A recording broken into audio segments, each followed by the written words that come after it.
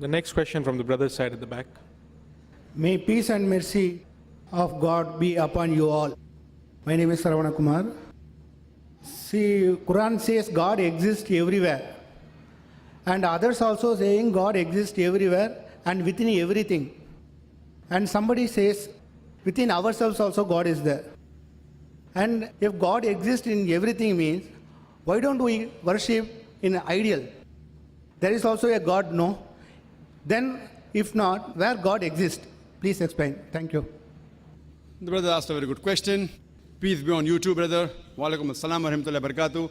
Peace, mercy and blessing of Allah subhanahu wa ta'ala be on you, brother. The brother asked a very good question, that even in the Quran it is mentioned that God exists everywhere. The Muslims believe God exists everywhere. Even the Hindus believe God exists everywhere. So what is the harm in worshipping an idol? God exists in the idol, God exists in human beings also. So what is the harm in worshipping an idol? Brother, nowhere in the Quran is it mentioned that God exists everywhere.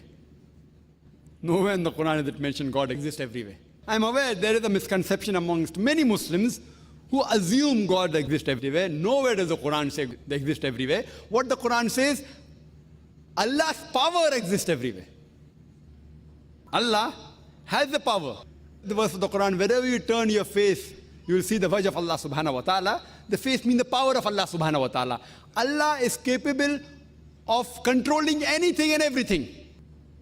But the statement He exists everywhere is not mentioned anywhere in the Quran, neither in any hadith. I am aware that there are certain Muslims out of misconception, they believe that. This is nowhere mentioned, but His power exists. Power exists everywhere.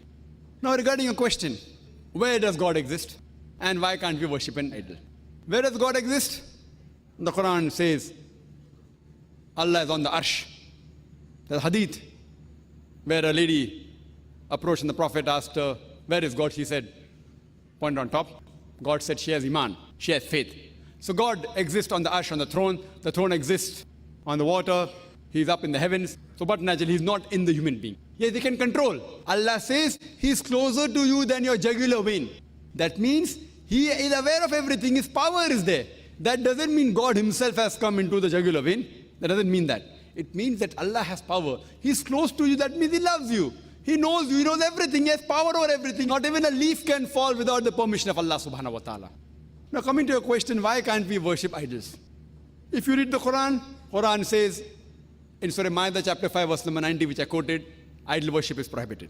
Same thing, if you read the Bhagavad Gita, Bhagavad Gita says in chapter number 7, verse number 20, all those with intelligence, you can note down, brother, Bhagavad Gita chapter number 7 verse number 20, all those whose intelligence has been stolen by material desires, they worship demigods.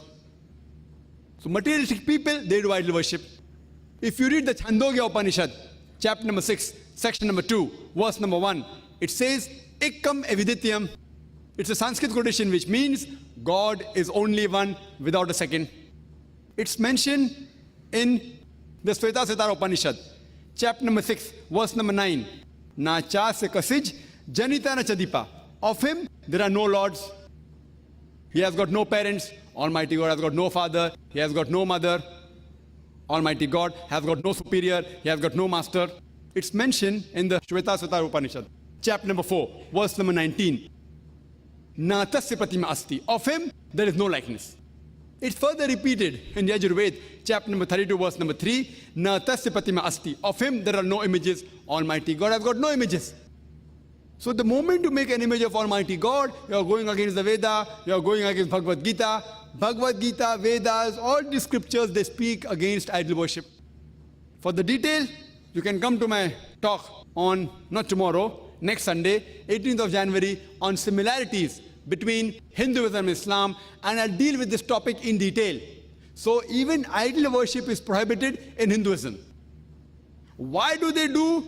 The Hindu scholars have a certain logic, which you can reply to that also. You come for my talk, similarities between Hinduism and Islam, and inshallah you'll get more knowledge on this aspect.